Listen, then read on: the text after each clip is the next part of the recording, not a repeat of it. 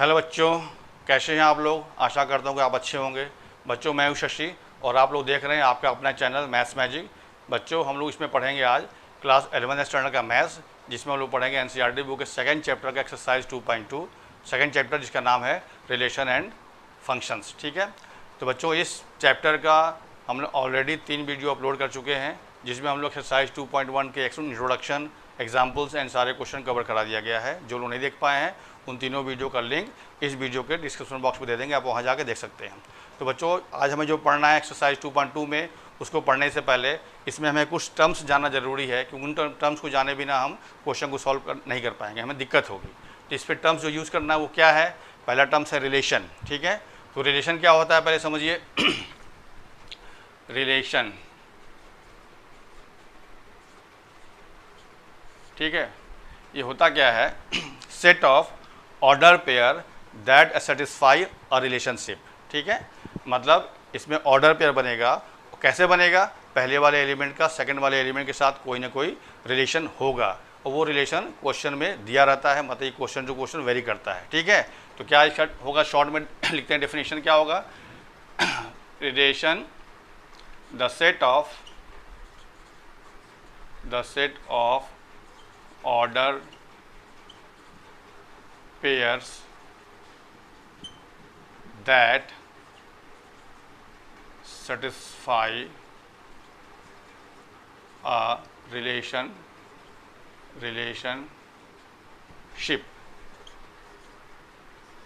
ठीक है, मतलब क्या है कि ऑर्डर पेयर का जो कलेक्शन का जो सेट बनेगा, और ऑर्डर पेयर कैसे होंगे, दोनों एलिमेंट्स में, पहले और सेकंड एलिमेंट में कोई ना कोई रिलेशन दिया रहेगा। ठीक है, जैसे अब यहाँ देखो ऑर्डर पेयर की बात आ गई, तो ऑर्डर पेयर का मतलब क्या होता है, इसके पहले चैप्टर में पढ़ाया गया था कार्टेशियन प्रोडक्ट, तो उसका इसमें हमको यूज़ करना होगा। क्योंकि कार्टेशियन प्रोडक्ट क्या था कि उसमें भी सेट ऑफ ऑर्डर पेयर है और यहाँ भी सेट ऑफ ऑर्डर पेयर है, तो दोनों में अंतर क्या है समझना होगा हमको। तो पहले मान लीजिए, समझते कैसे, देखिए जैसे सपोज करो कि हम कोई भी दो सेट लिए हैं ए, एक सेट ए है जिसका एलिमेंट मान लीजिए 3 और 4 है। ठीक है, और एक सेट बी है जिसका एलिमेंट हम ले लिया गया 6, 12, 18, 20। ठीक है, तो ऑर्डर पेयर मतलब पहले सेट का सेकंड सेट, मतलब कार्टेशियन प्रोडक्ट में क्या होता था कि पहले वाले सेट का हर एलिमेंट का सेकंड वाले सेट के सारे एलिमेंट से पेयर बनाते थे, और जो पेयर बनता था उसको हम लोग बोलते हैं ऑर्डर पेयर। उन सारे पेयर को अगर हम एक सेट के फॉर्म में कन्वर्ट कर दें तो बन जाता था मेरा कार्टेशियन प्रोडक्ट। तो यहाँ पर कार्टेशियन प्रोडक्ट को लिखते कैसे हैं, ए क्रॉस बी। तो क्या बनेगा बताइए, एक सेट बनेगा, किसका सेट बनेगा, ऑर्डर पेयर का। तो ऑर्डर पेयर कैसे बनेगा, देखिए पहला ऑर्डर पेयर होगा 3 का 6 के साथ, तो 3 और 6 मतलब सबका बनाना है। फिर 3 का बनेगा 12 के साथ, तो हो जाएगा 3, 12। ठीक, फिर 3 का बनेगा 18 के साथ, तो हो जाएगा 3, 18। फिर 3 का बनेगा 20 के साथ, ये आपका हो गया ऑर्डर पेयर 3 का सबसे बन गया। अब 4 का ये, तो इसी तरह से 4 का ही बनेगा सबके साथ, तो क्या हो जाएगा ये 4, 6, 4, 12, 4, 18 एंड 4, 20। ये हो गया Cartesian product of A and B. ठीक है, अब देखो इसको अगर हम, ये रोस्टर फॉर्म में हुआ, इसको अगर हम लिखना चाहें सेट बिल्डर फॉर्म में, तो क्या हो जाएगा, ए क्रॉस बी क्या हो जाएगा, यहाँ पे देखो चूँकि ऑर्डर पे में 2 एलिमेंट होगा, तो उस एलिमेंट को मान रहे हैं ए बी। ए और बी कैसा होगा, सच दैट ए कैसा होगा, ए हमेशा पहले वाले सेट से होगा और बी हमेशा सेकंड सेट से होगा, मतलब ए बिलोंग्स टू ए और B belongs to B, set B. ठीक है, ये इसका हो गया आपका सेट बिल्डर फॉर्म। अब देखिए डेफिनेशन के हिसाब से हमारा रिलेशन क्या होगा, रिलेशन को सिंबल क्या है इसका, कैपिटल आर। अगर इसको हम लोग मान लो एक सेट बिल्डर फॉर्म में रिलेशन दिया हुआ है, क्या दिया है, ए बी सच दैट। अब यहाँ पे क्या था कि आपका कोई रिलेशन नहीं दिया है, मतलब सबका सबसे बनाना है। अब यहाँ पर क्या होगा, एक रिलेशन दिया रहेगा, लिखा है ना दैट सेटिस्फाई अ रिलेशनशिप। तो क्या होगा, मान ले रहे हैं कि यहाँ पे रिलेशन जो है माना गया है कि सेकंड एलिमेंट जो है इसका मल्टीपुल है, तो कैसे लिखेंगे इसको कि ये बी इज मल्टीपुल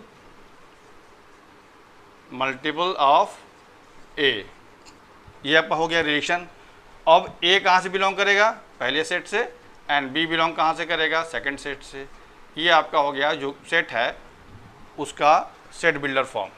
अब इसको अगर रोस्टर फॉर्म में लिखें तो क्या हो जाएगा, देखिए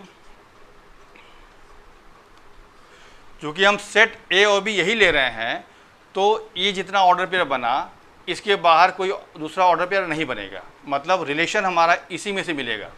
ठीक है, कैसे मिलेगा, देखिए ए बी क्या है, मल्टीपल ऑफ ए है, मतलब सेकंड वाला एलिमेंट पहले वाले एलिमेंट का मल्टीपल होना चाहिए। मल्टीपल होने का मतलब कि पहले वाले के टेबल में वो वाला वैल्यू आना चाहिए। तो यहाँ पे देखिए 3 6, मतलब 6 की टेबल 3 की टेबल में 6 आएगा, तो 6 मेरा मल्टीपल हुआ 3 का, तो ये वाला ऑर्डर पे यहाँ लेना पड़ेगा 3 and 6। ठीक है, यहाँ देखिए 12 भी मल्टीपल है 3 का, तो ये भी इसमें आ जाएगा ऑर्डर पेयर। ठीक है, यहाँ देखिए 18 भी मल्टीपल है 3 का, तो ये भी यहाँ पे आ जाएगा। सॉरी, अब देखो 20 इसका मल्टीपल नहीं है तो ये नहीं लेना होगा, 6 मल्टीपल 4 का नहीं, ये भी नहीं लेना होगा, 12 मल्टीपल है 4 का तो ये लेना होगा। ठीक है,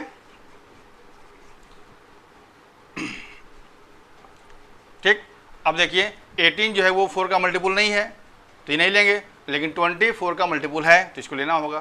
तो ये आपका बन गया रिलेशन। बात समझ में आ गई। अब इन दोनों को देख के क्या ऑब्जर्व कर रहे हो बताओ, क्योंकि आर का जितने भी ऑर्डर पेयर हैं सब इसी में से तो हैं, मतलब इसके सारा एलिमेंट इसमें है। इसका मतलब क्या है कि R is subset of A cross B. अगर इस रिलेशन को हम 1 मान लें, इसको 2 मान लें, तो फ्रॉम 1 and 2 हम क्या पता हमें समझ में आ रहा है कि आर का सारा एलिमेंट इसमें अवेलेबल है। इसका मतलब क्या हुआ कि R is subset of A cross B. एक रिजल्ट निकल के आया, आर जो होता है हमेशा इस पर्टिकुलर सेट के कार्टेशियन प्रोडक्ट का जो होगा उसका सबसेट होगा। ये सबसेट का सिंबल है। तो ये ऑर्डर पेयर इस पर्टिकुलर केस के लिए इतना आया, लेकिन कभी कभी क्या होता है, ऐसा दिया जाता है, रिलेशन दिया रहता है कि ऑर्डर पेयर मतलब आर में भी सारे ऑर्डर पेयर आ जाएंगे जो इसमें हैं, मतलब इसका जो ऑर्डर पेयर होगा कार्टेशियन प्रोडक्ट के ऑर्डर पेयर के मैक्सिमम बराबर होता है या कम हो सकता है। इसीलिए हम कहते हैं इन जनरल कि R is subset and equal to A cross B. मतलब ये इन जनरल हुआ, लेकिन इस पर्टिकुलर केस के लिए आपका ये हुआ। ठीक है, इक्वल साइन तब लगेगा जब इसका सारा ऑर्डर पेयर इसके बराबर हो जाएगा, और जब सबसेट कब कहा जाएगा, जब इसका ऑर्डर पेयर इस पूरे के बराबर नहीं, मतलब इसके कुछ छांट के निकलेगा। ठीक है, तो ये तो हुआ रिलेशन के बारे में। अब हमें जानना है डोमेन, कोडोमेन और रेंज। इतना कॉपी कीजिए तो बताते हैं। तो चलिए अब देखते हैं, वो था रिलेशन। अब इसके बाद आएगा डोमेन, रेंज एंड कोडोमेन। वो क्या होता है उसके लिए देखो, पहले हम 2 सेट लिए हैं। लेट्स सेट ए दिया है 1 2 3 4 5 6 और सेट बी है 2 4 5 6 8 9 10, कुछ भी अपने मन से हम ले लिया है। ठीक है ना, और एक रिलेशन दिया हुआ है, एंड रिलेशन आर दिया है एक्स वाई। रिलेशन क्या है कि y का वैल्यू हमेशा 2x के बराबर होगा, मतलब सेकंड वाला वैल्यू पहले वाले का ट्वाइस होगा हमेशा। और x कहाँ से बिलोंग करेगा, पहले सेट से, मतलब x belongs to a and y belongs to b। तो अब इसको पहले हमको ऑर्डर पे बनाने के लिए क्या करना है, उसको हमको पहले रोस्टर फॉर्म में लिखें। इसको ये सेट बिल्डर में दिया हुआ है, तो हमारा रोस्टर फॉर्म में आर क्या हो जाएगा देखिए, जब x की वैल्यू इस सेट से लेना है 1 होगा तो y क्या होगा, यहाँ 1 पुट करेंगे तो y इक्वल टू 2, मतलब y का 1 का 2 से बन जाएगा पेयर, तो 1, 2। ठीक है, अब सेकंड क्या होगा, जब हम 2 लेंगे तो y की वैल्यू कितनी 4 आएगी, तो 2 का बन जाएगा 4 से पेयर, तो हो जाएगा 2 and 4।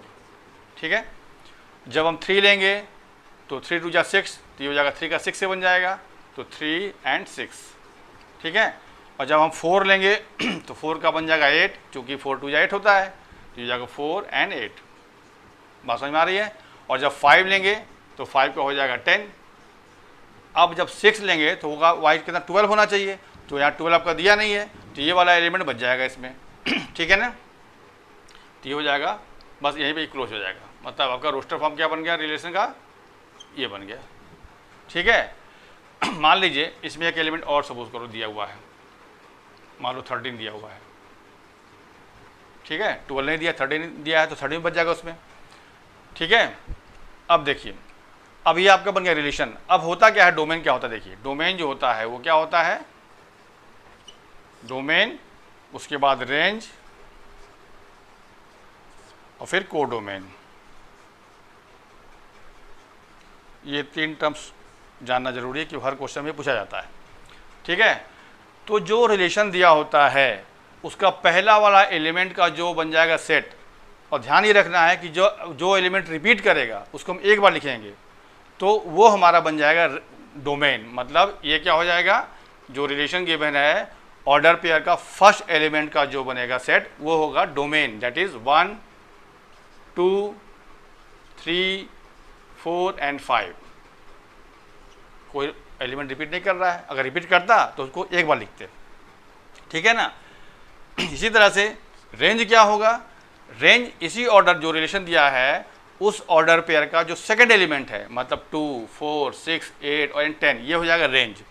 बात समझ में आ रही है, ये हो जाएगा 2 4 6 8 एंड 10, ये बन गया रेंज। ठीक है ना।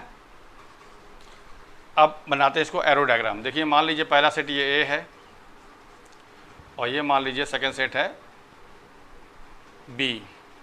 ठीक है, इसमें एलिमेंट क्या है 1 2 3 4 5 एंड 6, ये एलिमेंट है इसमें। इसमें क्या एलिमेंट है 2 4 5 6, फिर 8, फिर 9 भी है, फिर 10 भी है, फिर 13 भी है। ठीक है ना। अब देखो रिलेशन के साथ मैच कराइए, तो 1 का 2 से रिलेशन है, फिर 2 का 4 से रिलेशन है ना, फिर 3 का 6 से रिलेशन है देखिए, और फिर 4 का 8 से है। ठीक है, और 5 का 10 से है। अब कोई रिलेशन नहीं है। ठीक है ना। तो आपका रेंज मालूम चल गया। तो अब इसमें जो है, जो अब देखो ध्यान से देखो, कोडोमेन क्या होता है। कोडोमेन हमेशा जो सेकंड सेट होता है इसको बोलते हैं कोडोमेन। क्या बोलते हैं इसको, सेकंड सेट को। अंतर समझिए, रेंज में क्या था, रेंज में वो चीज़ है जिसका पहले वाले सेट से रिलेशन बना हुआ है, वो एलिमेंट सब रेंज में है। और कोडोमेन क्या है, ये तो होगा ही होगा, जो छूट गया है 5 9 13 छूट गया है, इसको भी लेना है, मतलब ये कंप्लीट आपका सेट हो जाएगा। मतलब कोडोमेन क्या होगा, हमेशा सेट बी हो जाएगा। यहाँ पे क्या हो जाएगा, सेट बी। सेट बी का मतलब जो सेट आपको दिया हुआ था, क्या दिया था 2 4 5 6 8 9 10 एंड 13। ठीक है। अब यहाँ जब देखो इसमें एक एलिमेंट छूट गया है, मतलब 1 2 3 4 5, हमेशा क्या होगा, जिस एलिमेंट का हमको रिलेशन मिलेगा उसी एलिमेंट को लेना है रेंज में। अगर ये 5 6 छूट गया है तो ये 6 नहीं लेना है।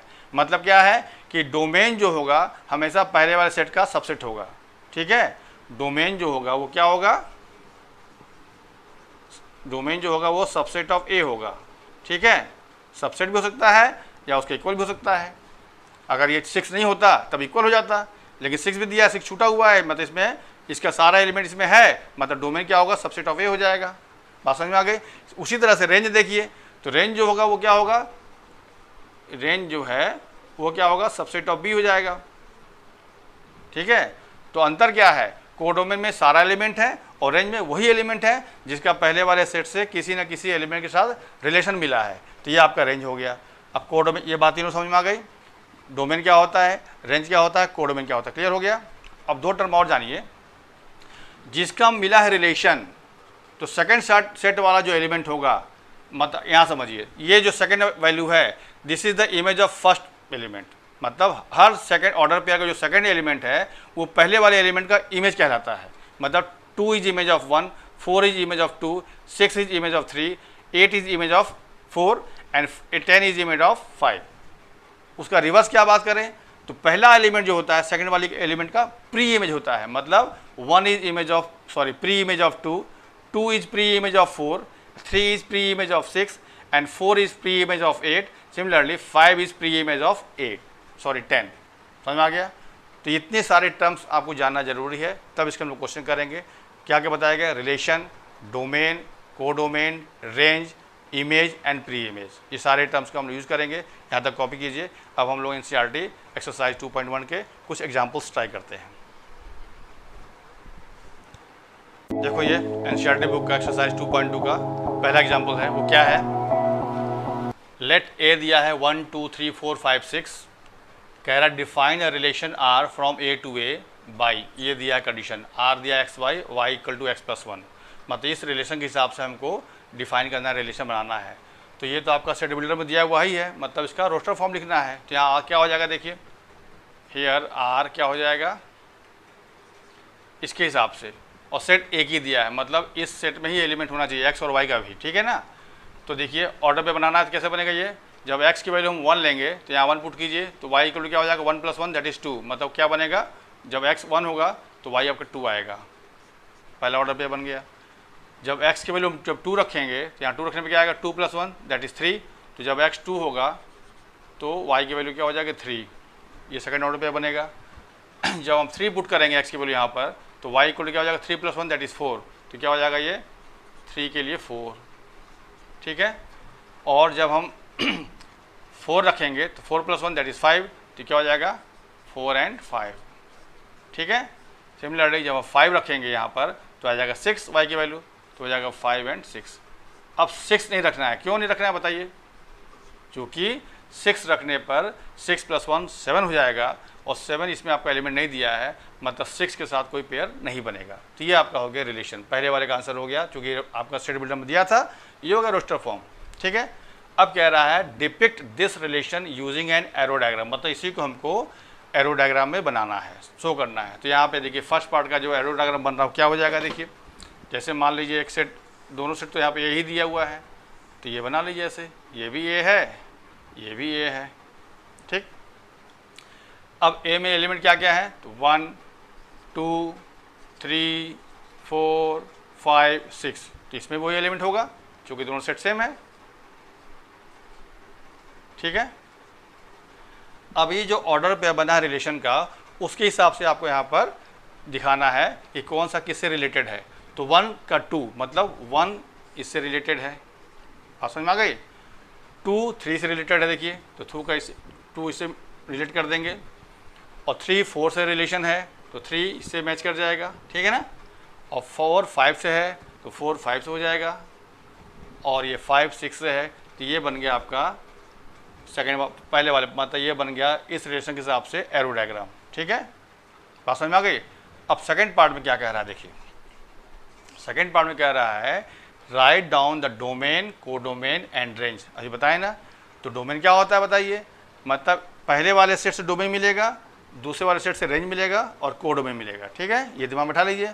तो पहला सेट से जो डोमेन मिलेगा वो क्या होगा, जिस एलिमेंट का सेकेंड सेट में रिलेशन मिला है, मतलब 1 का मिला है, 2 का भी मिला है, 4 का भी मिला है, 3 का मिला है, 5 का मिला, 6 का नहीं मिला है, तो डोमेन क्या होगा 1 से लेकर 5 तक, ये 6 छूट जाएगा, क्यों, क्योंकि 6 का इसमें किसी से रिलेशन नहीं है।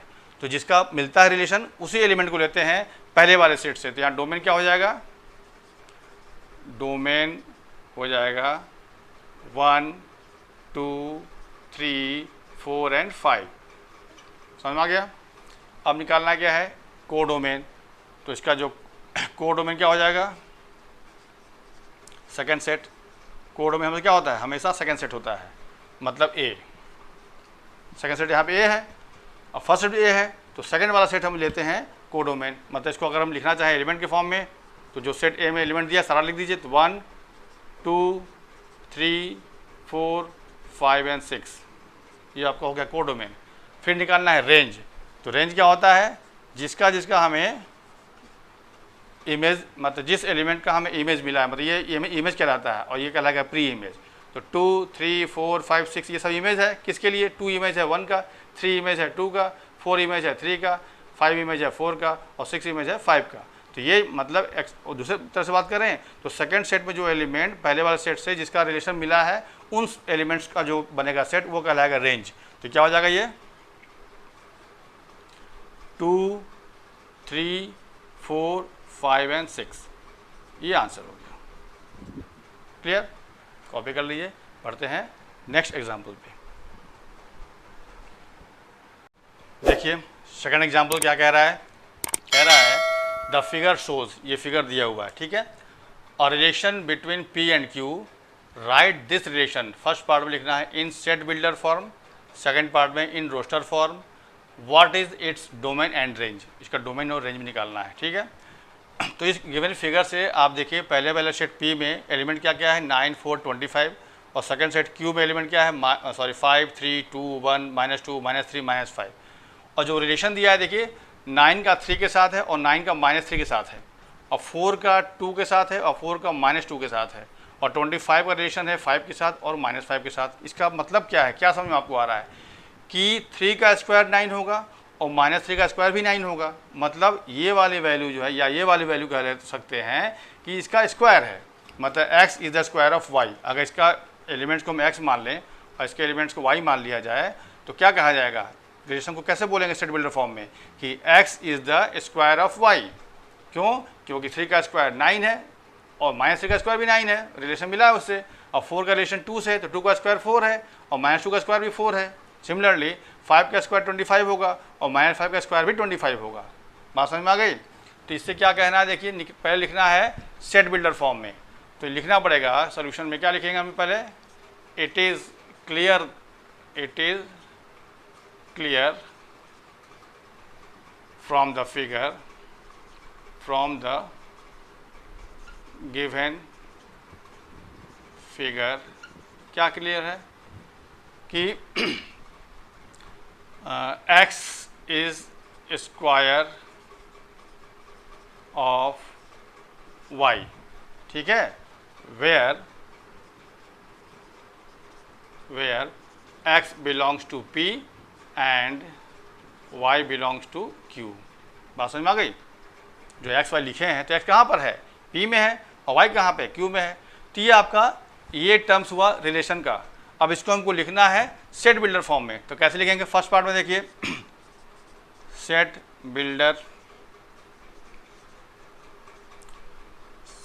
फॉर्म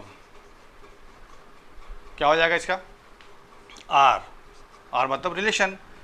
अब लगाएंगे करली ब्रैकेट पहले, फिर यहाँ लिखेंगे x, y, ऐसे लिखा था ना, सच दैट क्या होगा, x is square of y, ठीक है, and x belongs to p and y belongs to q।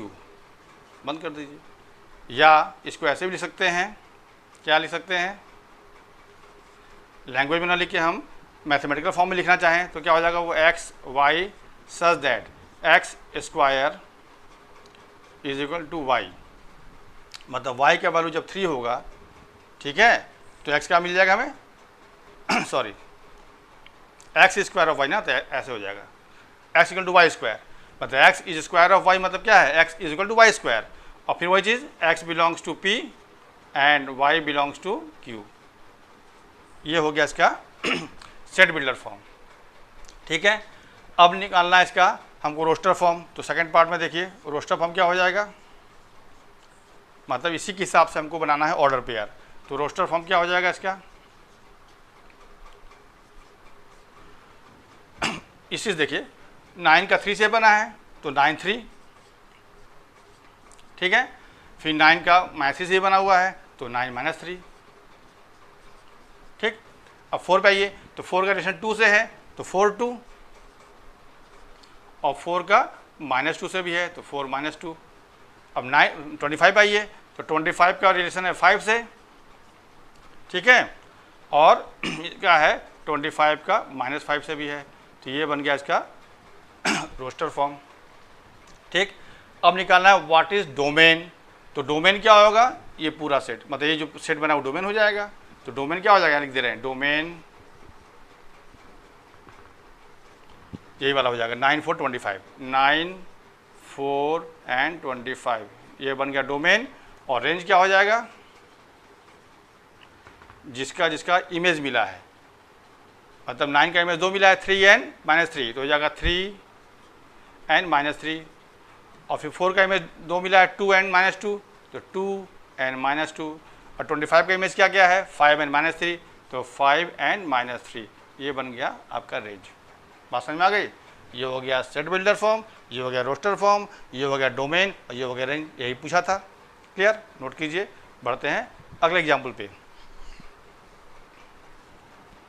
देखिए एग्जाम्पल नंबर 3, ये क्या है, लेट ए सेट दिया 1 2 एंड बी दिया 3 4, find the number of relations from A to B.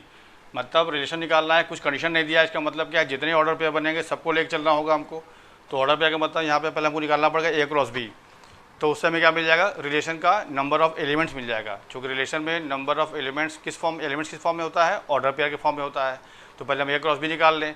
अब पहले बात पढ़ चुके हैं सेट वाले चैप्टर में, जब किसी सेट का नंबर ऑफ सबसेट निकालना होता है तो फॉर्मूला क्या होता है, 2 की पावर n। यहाँ पे n क्या है, उस पर्टिकुलर सेट का जिसका हमको सबसेट निकालना है, उसमें नंबर ऑफ एलिमेंट्स। ठीक है, तो यहाँ पे जो एलिमेंट्स होगा वो क्या होगा, ऑर्डर पेयर होगा। और जितने ऑर्डर पेयर होंगे वो सारे रिलेशन होंगे। कहने का मतलब है कि ए क्रॉस बी निकालने के बाद उसका हम जो सबसेट निकालेंगे, जितना सबसेट आएगा उतने ही हमारे मिलेंगे रिलेशन। ठीक है, बात समझ में आ गई। तो पहले काम क्या करना है, हमको ए क्रॉस बी निकालना है। तो ए और बी दिया हुआ, देखिए ए क्या दिया हुआ है 1 और 2, और बी क्या दिया हुआ है, कर्ली ब्रैकेट ठीक से बनता ही नहीं है, 3 और 4। ठीक है, देयरफॉर ए क्रॉस बी क्या हो जाएगा, 1 का पेयर बनेगा 3 से, तो 1 3, फिर 1 का 4 से बनेगा, और फिर 2 का 3 से बनेगा, और फिर 2 का 4 से बनेगा।